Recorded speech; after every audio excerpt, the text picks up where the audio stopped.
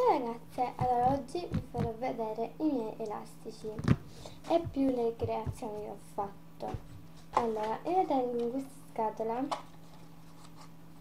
così e ci si apre. Oh, aspettate, ok, qua e qua ci sono i pommelli. Allora, gli elastici sono così. A lungomare l'ho comprato, a lungomare di qua.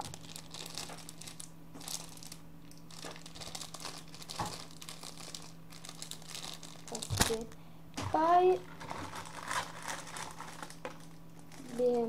aspettate perché me ne sono caduti, cioè il gancetto, perché si sta rompendo, appunto, quindi qua. Poi qua in questa busta ho tutti i grandi ganci e queste cose che non mi ricordo mai come si chiamano. Sì. Poi questo dove ci sono pochi elastici, no, ci teniamo. Poi le mie creazioni. Allora, ho fatto questa, quello rosa e giallo, 3, questo è 3. Poi uno ce l'ha mia sorella, uno ce l'ha mia mamma e uno mio papà. Poi ho fatto questo bracciale così.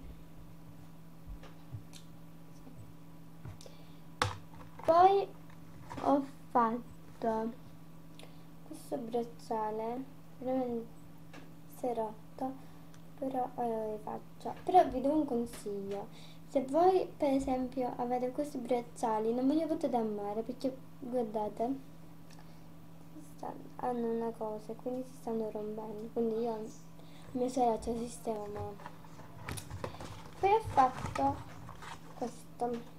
Allora, ora l'ho fatto, è un po' difficile, se volete il tutorial me lo dicete. Allora, è l'infinito, così, è troppo carino perché poi cioè, io ho fatto l'infinito,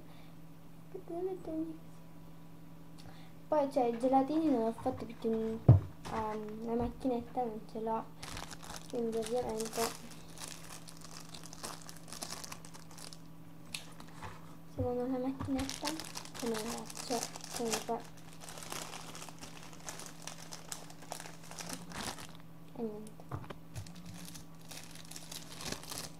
che ora stanno cambiando posto e qua che me ne compro altri.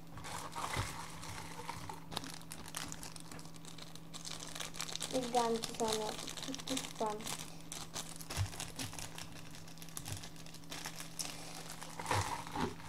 E allora questi ce l'ho sapere anche, non so.